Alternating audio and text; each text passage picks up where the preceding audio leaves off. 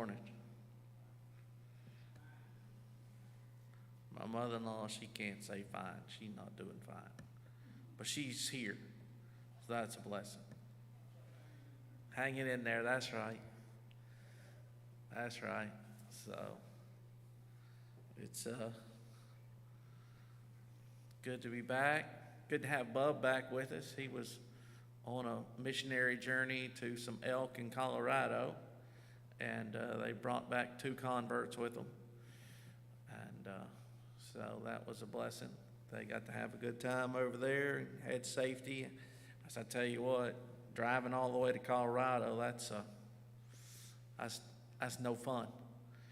No fun whatsoever. So, but anyway, thankfully they were, blessed with safety on the road and everything, got back, and everyone had a good time, so that's a real blessing. And so, all right, if you have your Bible, turn to, we'll start in 2 Samuel chapter 12. We're not going to be here very long, but we'll start in 2 Samuel chapter number 12. We'll try and get to a spot right here, and then we're going to move over to Psalm 51. But so obviously we've been studying about David and Bathsheba, and we're in 2 Samuel chapter 12, and we looked last week, we looked at where Nathan had came to David and the story that Nathan used to get to David and get David to basically convict himself and say that, he said that man was worthy to die.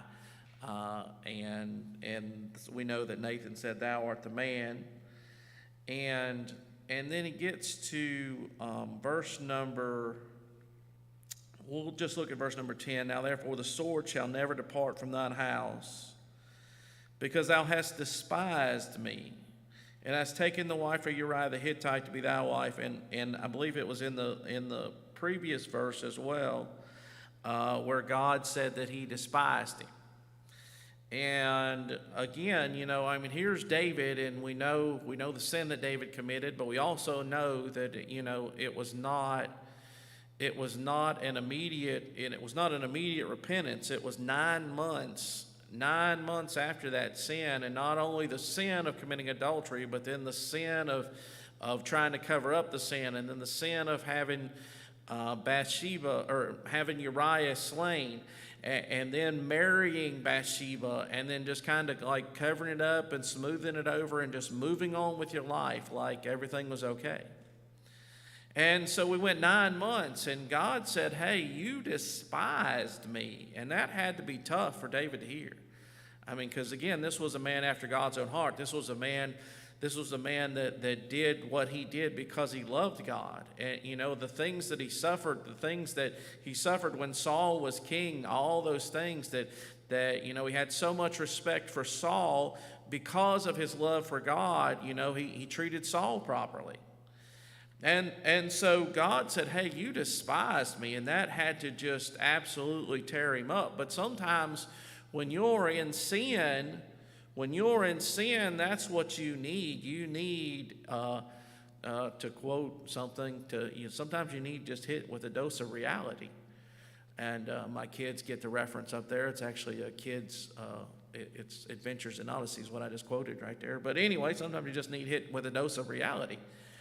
And unfortunately for David, he needed hit with a dose of reality because, he thought he had it covered up. And we're going to see when we see Psalm 51 that it weighed on him all this time, but he never got it right. And it took someone coming to him and not just coming to him and saying, "Hey, you committed a sin, you need to get it right," but he had to use the story and get him stirred up with David's own righteous indignation over, the story about the sheep, to get him stirred up and get him hit with that dose of reality. And once he said, "Hey, that man's worthy to die, and that man should restore fourfold," when Nathan hit him with "Thou art the man," then he just hit him bam, bam, bam, bam with what he had done.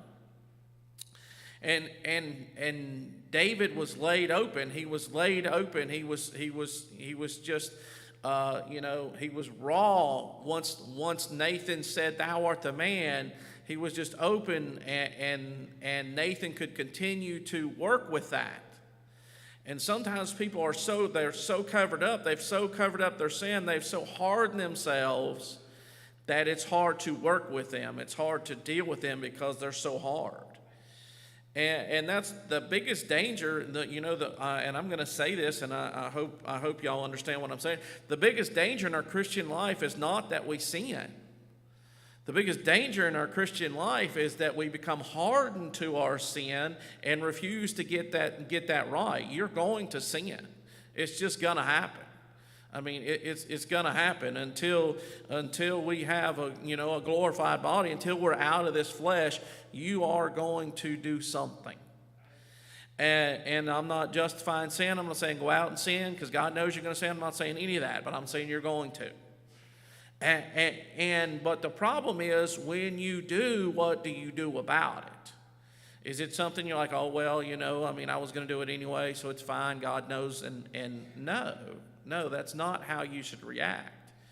You should react, you should be broken, you should be devastated, and you should get right. And the longer you go without getting right, the harder you become, and the more drastic it's going to have to be to get you to wake up to realize what you've done, to get you right, get you back right. It's like anything. If you start on a journey, and if I want to go to Maryland, but I get on 75 South, the longer I go south, Brother Parks, the harder it's going to be to get to Maryland. The longer it's going to be for me to get back right.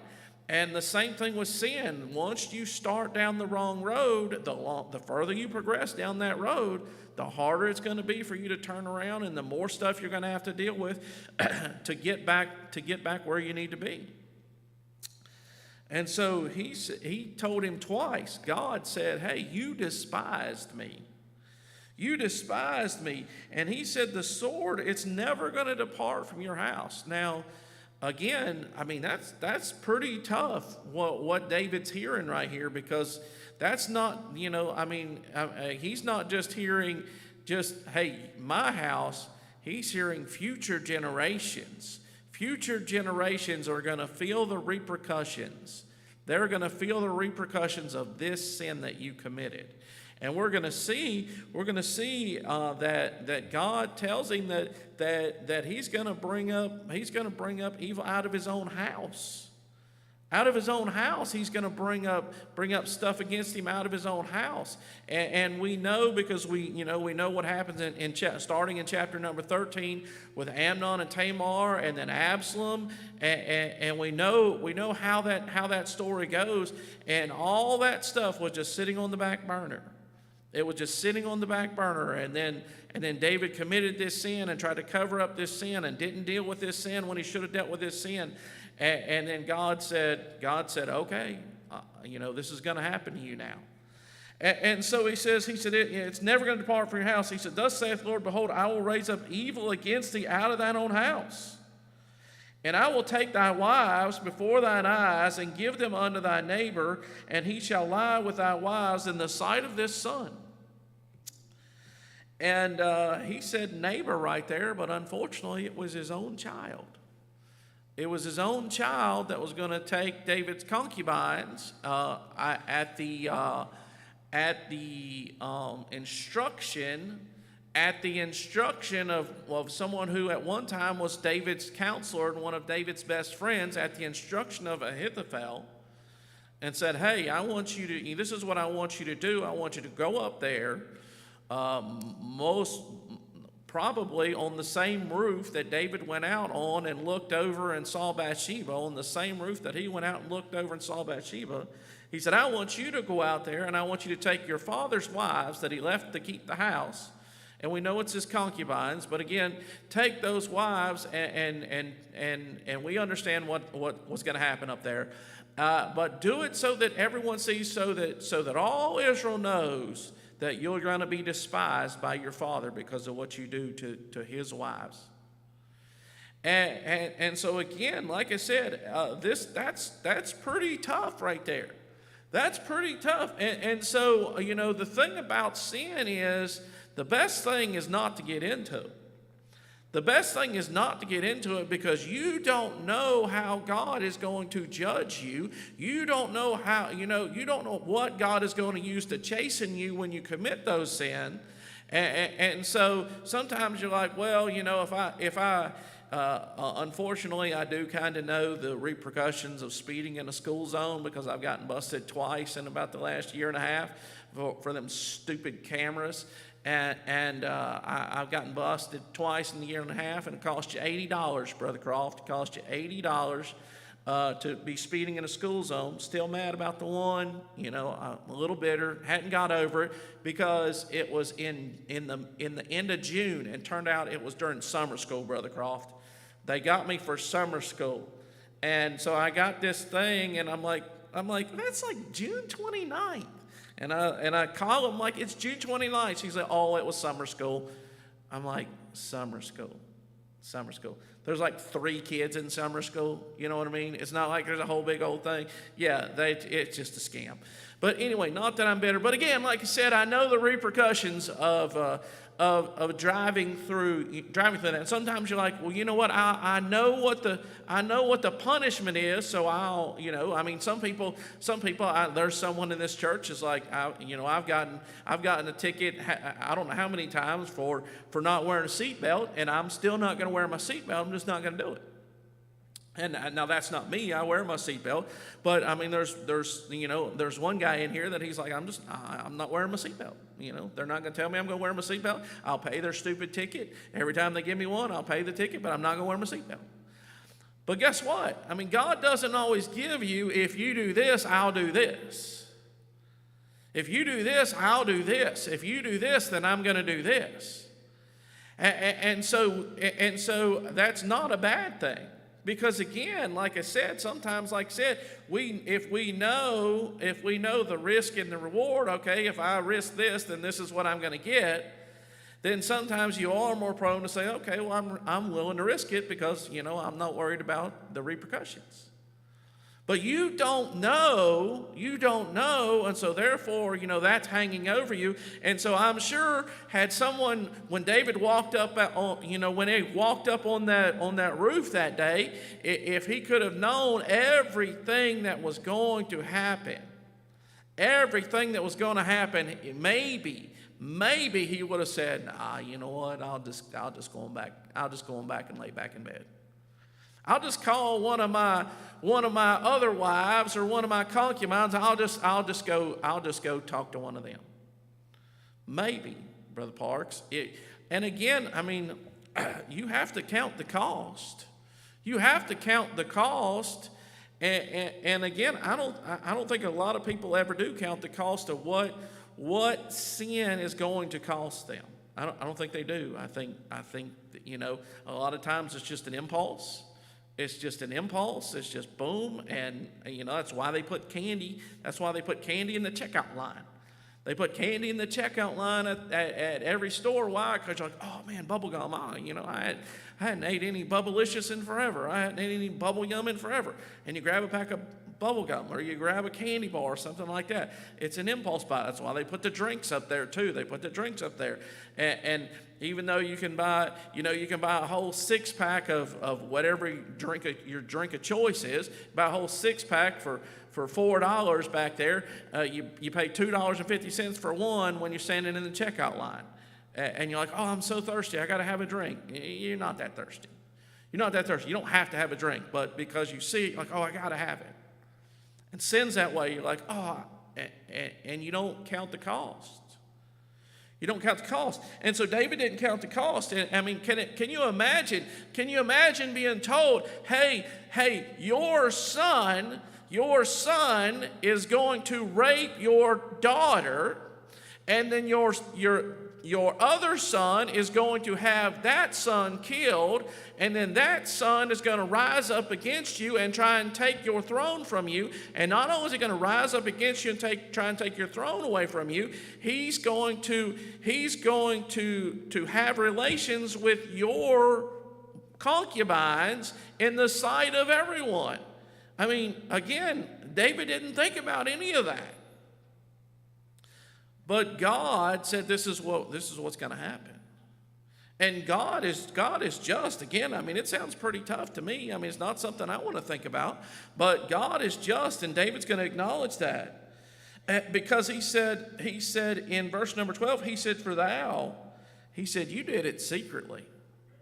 God said, you did it secretly. He said, but I will do this thing before all Israel and before the sun. He said, look, he said, you did it secretly, but there was a problem, and we're gonna see it in verse number 13 or number 14. It says, howbeit because by this deed thou hast given great occasion to the enemies of the Lord to blaspheme. And so God tells David, you thought you had it covered. You thought everything you did to cover it up, you thought you had it covered up. But you didn't have anything covered up. Because even the enemies of the Lord are now pointing and snickering and blaspheming God, because they're like, really? That's the guy? That's the guy, that's the man after God's own heart. That's the guy that's a man after God's own heart. Look at how filthy and vile he was. He took, he had all these wives, and he took one of his mighty men's wives, and he took her and had relations with her and got her pregnant and brought him and then had him killed and that's who? That's a man after God's own heart. And God said, hey, I've got to deal with that because of this. But in verse number 13 it says, it's so fast in this chapter. And David said unto Nathan, I have sinned against the Lord. It's so fast. It just says, I have sinned against the Lord. And we know that Nathan said unto David, the Lord hath put away thy sin, thou shalt not die. But when you read that, you're like, really? That was all it is? He just needed to acknowledge his sin. He just needed to say, I have sinned, and it was over. Now, we know because, again, God is going to deal with it, that it wasn't over, because God had to deal with it. But if you turn your Bible to Psalm chapter number 51, you're going to see that it wasn't just David saying, I have sinned. There was so much more there. And again, like I said, God chose not to put it in 2 Samuel chapter 12, but he puts it here in Psalm 51. And anyone who has ever sinned, after he got saved, Psalm 51, no doubt, is a chapter that you want to look at and want to emulate and want to understand and want to ponder on. And so here's David, and again, like I said, he went 9 months, and 9 months without repenting. But it says at the very top, it says, to the chief musician, a psalm of David, when Nathan the prophet came unto him, after he had gone into Bathsheba. So it is this time frame that we're studying. This is when he wrote this psalm down. And so he begins right off the bat in verse number 1. He says, have mercy upon me, O God. And so mercy is to be gracious and show pity. And so I thought about that right there. And again, like I said, the very first thing you have to do when you commit sin is you have to humble yourself. The very first thing and salvation is this way too, but the very first thing you have to do, you have to humble yourself. Here's David, and he was king, and he was king of Israel and king of Judah. At that time everything was combined, but we understand that. Here he's king, and he'd been a man after God's own heart, and really, up to this point, we know that in Psalm 25, he says, remember not the sins of my youth. So obviously there are some sins that he had done, but he had never done anything like this in his life. And I know I mentioned this before, but in church, sometimes we have to teach people how to get right. We teach them how to be right. But, sometimes you have kids in church, and my kids are upstairs, and all they've ever known is church, Brother Jay. All Levi ever knew was church. Chris, all your kids ever know is church. Here's Paul, all his kids. That's all they know. But we didn't grow up that way. I didn't grow up that way. Paul didn't grow up that way. Chris, that's not all you ever knew. Brother Jay, that's not all you ever knew. My wife, that's all she ever knew. And so they get saved at a young age. They get saved at a young age, and then they get older and they commit a sin, and it just devastates them. It devastates them because they never saw it coming. I don't think David saw this coming in his life, and they never saw it coming, and they don't know how to get right because they never saw that in themselves. Because they were not free. Like I was free as a child. When I was a kid, I'd get up in the morning in the summer, I'd hop on my bicycle and I'd go play. And if I got hungry, I'd come home and get something to eat, and I'd hop right back on my bicycle and I'd take off again. And I had probably more liberty than a lot of kids, but I didn't have, my mom wanted me to have a curfew. My mom wanted me to have like a certain range I wasn't supposed to go out of. But my dad didn't make me have it. And so I'd come in after dark. I'd come in way after dark. I'd just come wandering in. And when I got my driver's license, I didn't really have a curfew. And, I'd just come in when I came in. Sometimes I'd spend the night at a buddy's house. I wouldn't even call him and tell him I wasn't coming home, Brother Jay. I just spend the night at someone's house. And so I was free, but I made mistakes and had to figure out how to, clean up mistakes. But kids in church, we don't let them make mistakes. We teach them the right way, and we force them to go in the right way.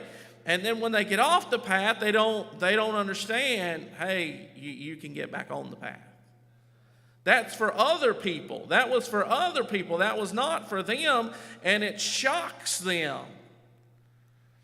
It shocks them that this happened to me. How could this happen to me? That should have happened to a bus kid. I rode a bus.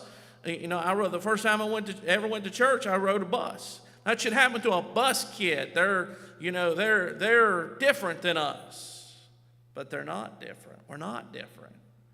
We all have the same flesh. We all have the same flesh. And preacher's kids, and I understand it's tough being a preacher's kid. My wife was a preacher's kid. It's tough being a preacher's kid because you have a mark on you. You have a target on you. The devil wants to take the preacher's kids out, not only to ruin the preacher's kids, but he wants to damage the preacher and the preacher's reputation. And I appreciate what Brother Randy said the other day, and you're just being honest. You're just being honest. Hey, my kids are like everyone else's kids. Just because I'm the Sunday school teacher doesn't make any one of my kids any better than anyone else. They're kids. And they have my nature. And they got some good in them because they have their mother's nature. But anyway, that's not going to work for you and Levi, Michaela. But that works for me because of my wife.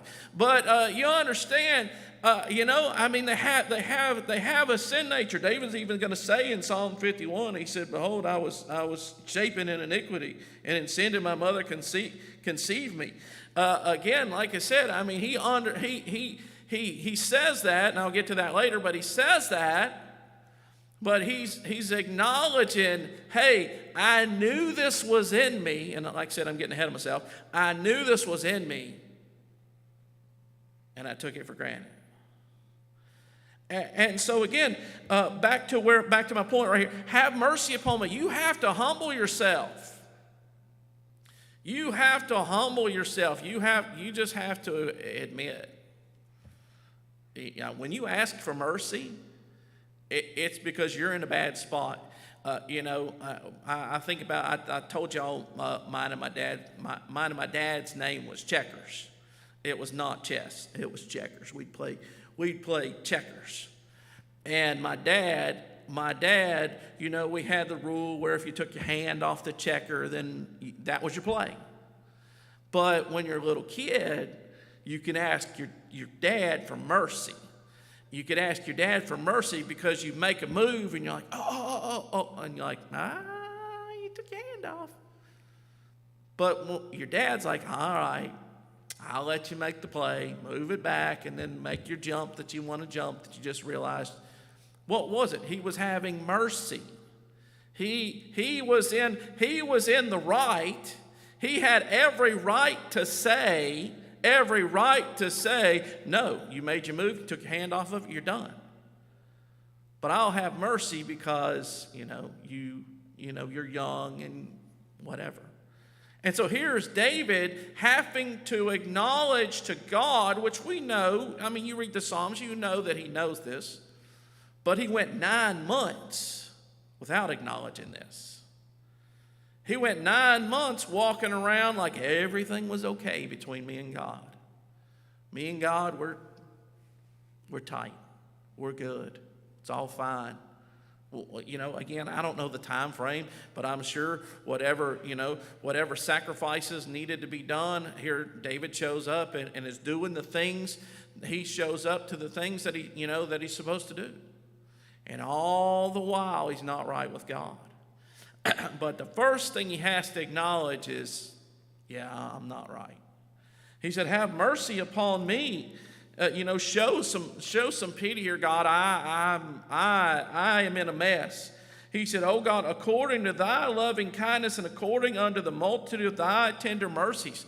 So now he's calling on God and he's reminding God, and we don't have to remind God who he is. We don't have to remind God who he is. But David's also reminding himself. And sometimes, again, like I said, and I've been really hard on David, but sometimes, like I said, you do something wrong and you don't know how to make it right. You don't know how to make it right. And here David is having to remind himself that God is a God that has loving kindness, and he is a God of tender mercies, and he is a God that is willing to forgive sin. You don't have to just continue to bear that thing. You don't have to just put that thing on and say, oh well, I've sinned now, and I'm just going to have to deal with all the repercussions, and I've lost my relationship with God, and I'm just going to have to go on. You don't have to do that. But sometimes, like I said, if you've never been in that place before, you feel like you should suffer some kind of penance or something like that, and you should force yourself to do something. You should force yourself to carry that sin. Force yourself to carry that burden. And that's not what God wants you to do. God wants you to humble yourself and just acknowledge your sin, and he wants to forgive you for that sin. He said, according to thy multitude of thy tender mercies, blot out my transgressions. That means take the white out. Take the white out. Take it and just so that you don't even know it's there. Not just, hey, I'm gonna put it over there, but I'm gonna constantly be bringing it up. I'm gonna be constantly reminding you of it. He said, no, I want it blotted out. I want it gone. He said, wash me thoroughly from mine iniquity. And again, like I said, this is an acknowledgement. This is an acknowledgement that he sinned. This is an acknowledgement that he's dirty. Again, when he says wash me, it's an acknowledgement that he's dirty, that he's done something. And again, like I said, when you sin, you feel dirty. You feel, guilty. You feel like you've done something that you shouldn't have done because you did something you shouldn't have done. And so David's like, he's carried this guilt. He's carried this filth around in his soul. He's carried this filth around in his soul, and he's like, wash me.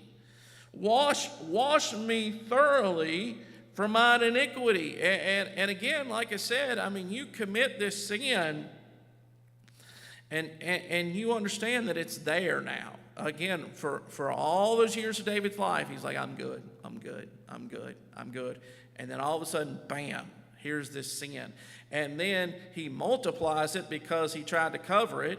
Instead of just acknowledging it right off the bat, he multiplied it because he tried to cover it up. And now not only is he an adulterer, now he's a murderer, even though physically his hands didn't do it. But, he's the reason that Uriah was slain. And so now he's like, hey, wash me thoroughly from mine iniquity and cleanse me from my sin. Again, like I said, if you're going to get right, you have to acknowledge you were wrong. It's not complicated, brother. It's like getting saved. We make salvation sometimes so complicated. Salvation is not complicated, but we complicate it. Getting right with God is also not complicated. When you do wrong, acknowledge that you did wrong and ask God to forgive you, and He wants to forgive you. But He's like, hey, wash me from mine iniquity. And again, a lot of times the problem is, and that's not what David was doing right here, but when he said, behold, I was shapen in iniquity and sin did my mother conceive me, some people will take that as he was like, hey, look, it's just who I am, and there's nothing I can do about it, whether it's on a job, and it's one of the things I've tried to teach, my kids, even when they do wrong at home, I tried to teach them, look, the best thing you can do is just acknowledge that it happened, deal with the ramifications, deal with what, whatever the punishment is, you're going to have to deal with, but don't make excuses. Because once you start making excuses, that makes me think that, I've got a reason why. And once you start making excuses, now, and again, there's a difference between an explanation and an excuse. There is a difference. I've made some pretty big mistakes at work. And, hey, what happened? I'm like, this is what happened. This is what I did. This is what I was thinking. Boom, there it is. But I did it. And then we move on. I did it.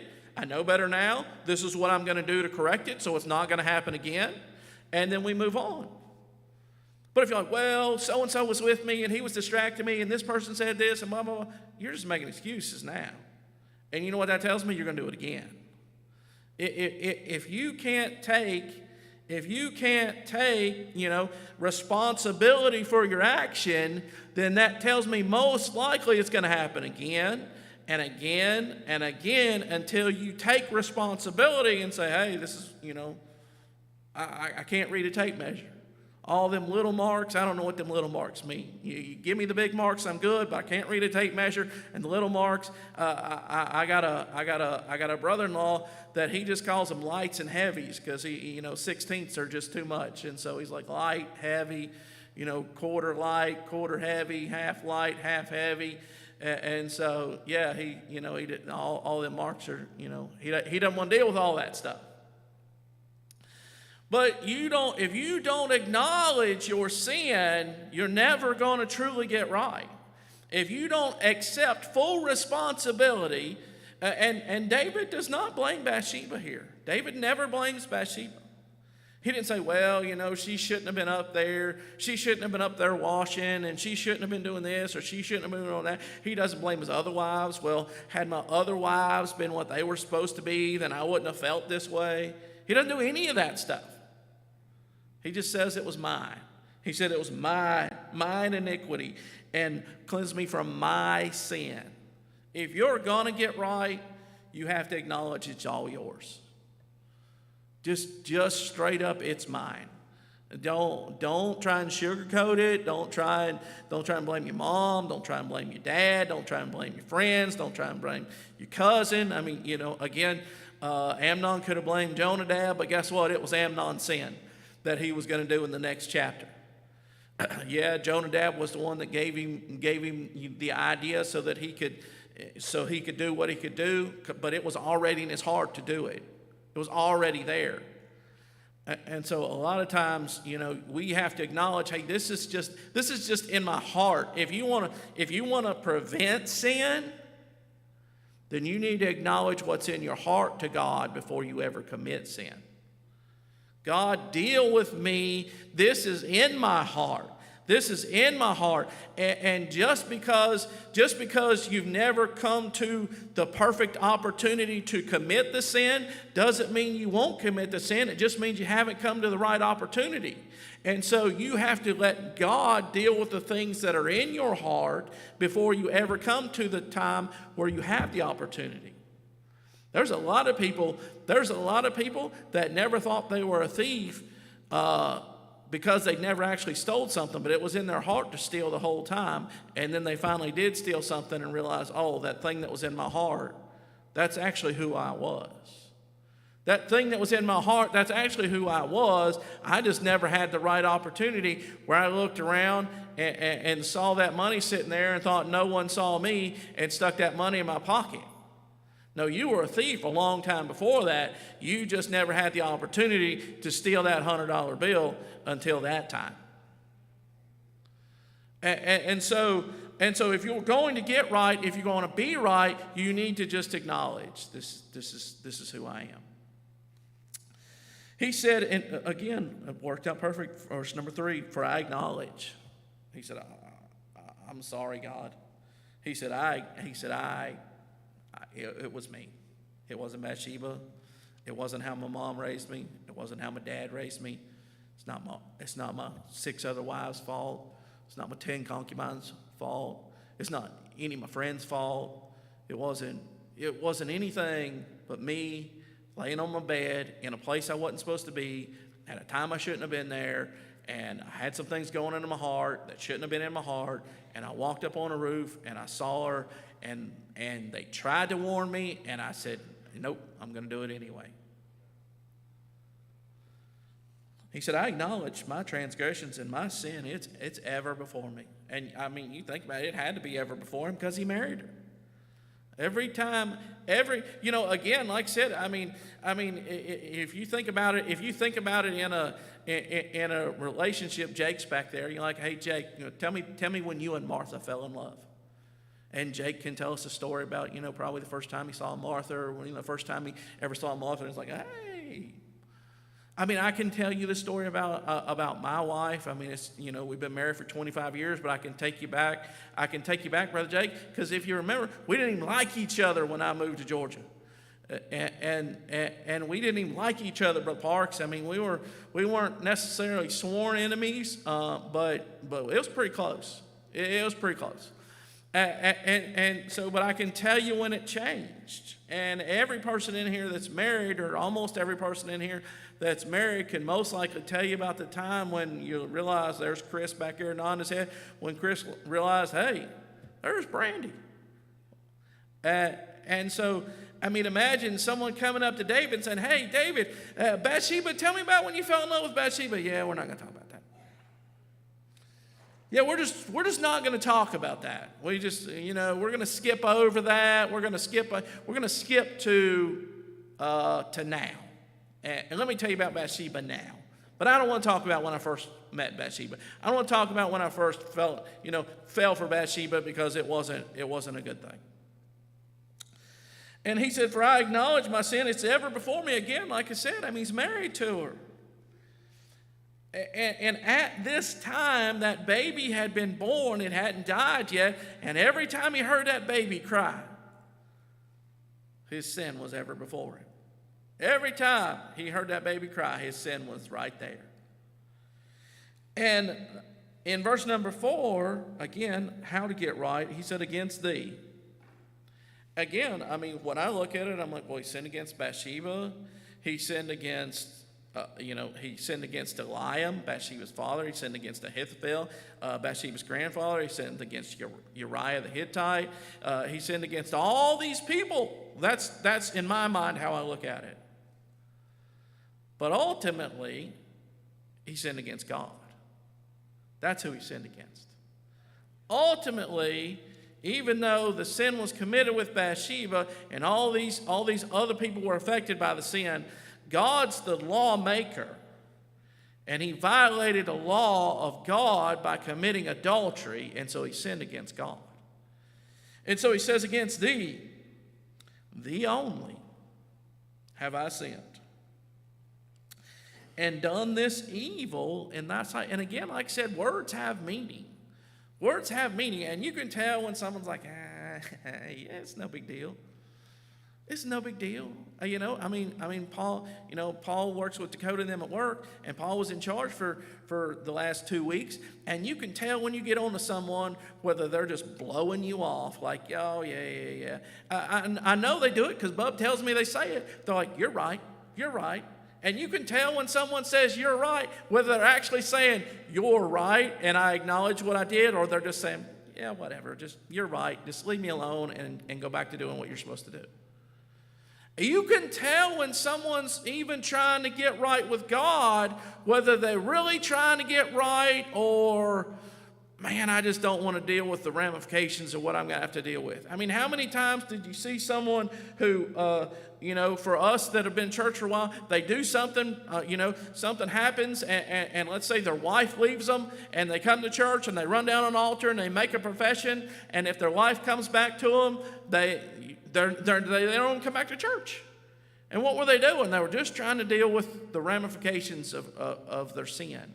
They really didn't want to get right with God. And so he said, against thee only have I done this evil in thy sight. And again, look what he says right here. He said, that thou mightest be justified. He said, God, I'm going to take my punishment like a man. I'm going to take my punishment like a man. There's some people that can acknowledge they done wrong, but they want it to stop there. If I say, okay, Dad, I'm sorry, does that mean I'm not going to get a whipping? No, you're still getting a whipping. You're still getting a whipping. And I'm glad you're sorry, and I want you to be sorry, but there are some people that can put on a really good show between when they're caught and when they get that whipping. They're not really sorry, but they know if they put on a good act in between that time frame that the whipping's going to be a lot less than if. But David said no. He said, thou mightest be justified when thou speakest and be clear when thou judgest. He said, look, I'm just going to take it like a man. Whatever you're dishing out, and God already told him a lot of what he was dishing out. And it's pretty tough. To hear it's going to happen from your own house, to hear that your own wives are going to be violated by at that time your neighbor, but we know it turned out to be his son, to hear that. And David said, I deserved it.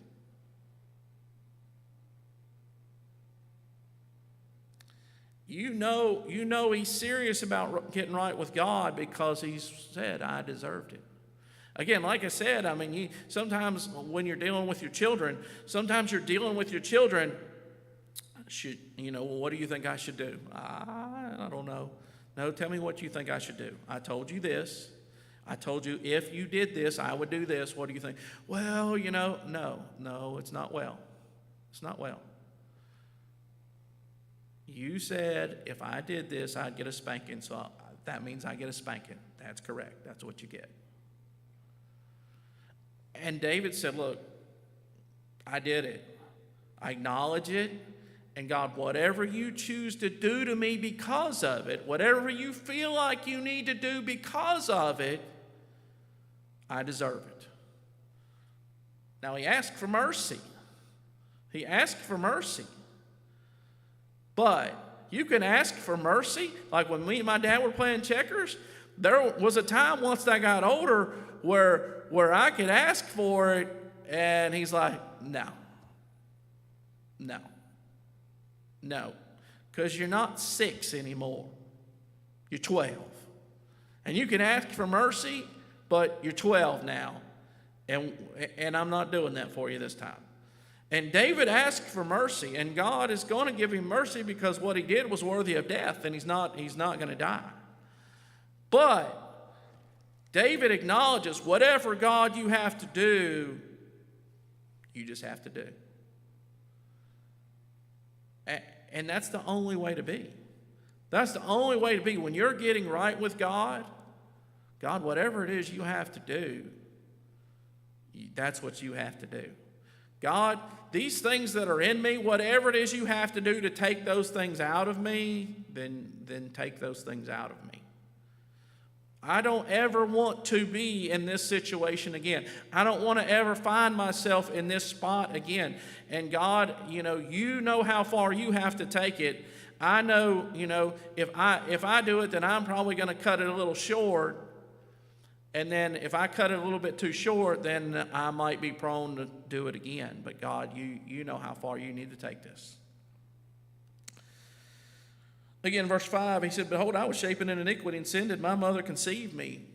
But look what he says in verse number 6. He said, behold, thou desirest truth in the inward parts. He said, look, he said, I'm just a human. I'm just a human, but God, I knew that was in there. I knew it was in there. I knew it was in there. I knew it was in there, and I let it be in there, and I let it fester, and I let it lay there, and I thought I was good with it. You know, it was my pet sin, and I didn't really, it was my pet for a while, and I just thought, I thought I could handle it. I thought I could handle it, and I just thought I was fine. But God, you desire truth in the inward parts, so I'm just going to have to acknowledge, God, it was in there the whole time. That like I said, when he walked out there on that thing and saw Bathsheba, like I said, that was not the first time lust had ever come in his heart.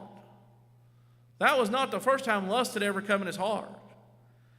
And he looked at her and said, hey, send for her. And they said, hey, do you know who she is?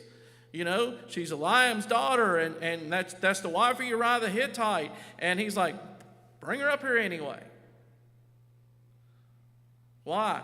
Because his pet turned into a monster. His pet turned into a monster. But he's telling God, he said, God, you desire truth in the inward parts.